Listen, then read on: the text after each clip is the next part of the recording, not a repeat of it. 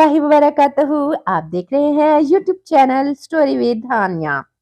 जी तो व्यूवर्स, अगर आप चैनल पर न्यू हैं तो चैनल को सब्सक्राइब कर ले और बेल आइकन को दबाना मत भूलिएगा ताकि फ्यूचर में आने वाली सारी वीडियोस आप तक पहुंच सकें। जी तो व्यूवर्स, आज की हमारी वीडियो का टॉपिक है सोने से लदे गुलाम। तो चलते हैं वीडियो की जानिब।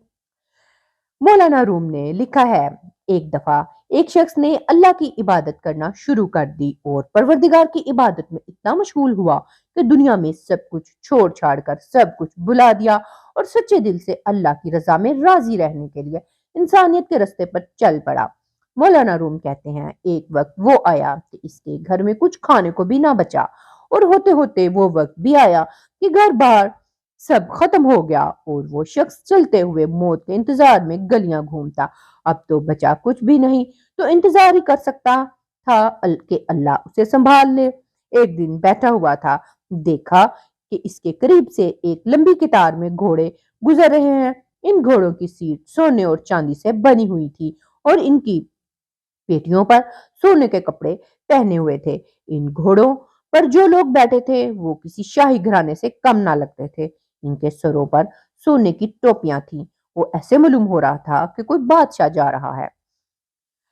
इस शख्स के दरियाफ्त करने पर उसे बताया गया कि ये साथ वाले गांव में एक बादशाह है। ये सब इसके गुलाम हैं और बादशाह के दरबार में जा रहे हैं। वो शख्स कुछ देर हैरान हुआ कि ये हालत गुलामों की है तो बादशाह की हालत क्या होगी। इसने आसमान की तरफ मुंह उठाकर कहा, मेरे बादशाह, मेरे मालिक, मेरे अल्लाह, शिकवा तो तुझसे नहीं करता, लेकिन इस बादशाह से ही गुलामों का ख्याल रखना सीख ले। इतनी बात कहकर वो शख्स चल दिया।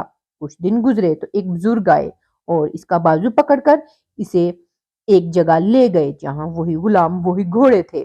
वो देखता क्या है कि किसी घोड़े की टांग कटी हुई है, किसी गुलाम का धड़ घोड़े की पुश्त पर पड़ा हुआ है, किसी गुलाम के हाथ कटे हुए हैं, किसी के सर से खून निकल रहा है, कोई घोड़े को जख्मी हालत में वापस लेकर जा रहा है। वो शख्स हैरान हुआ और बुजुर्ग से पूछा, जनाब आप कौन हैं और ये सब क्या माजरा है।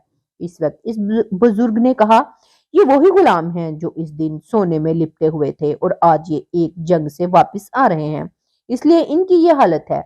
मुझे ख्वाब में बस इतना कहा गया था कि इसे कहना बादशाहों के लिए कुर्बानियां देना भी इन गुलामों से सीख ले। हकीकत में हमें कुर्बानी देना आया ही नहीं, चाहे दिन का मामला सीधा करना हो रिश्तेदारों या दुनिया का। जिस दिन हम कुर्बानी देना सीख लेंगे, दीन के लिए, अपनों के लिए और दुनिया के लिए, इस पर तवक्कल करना सीख लेंगे, इस दिन शहंशाह अल्लाह रब्बुल इज्जत हमें ऐसी बादशाहत अता फरमाएगा जो कभी ना खत्म होगी।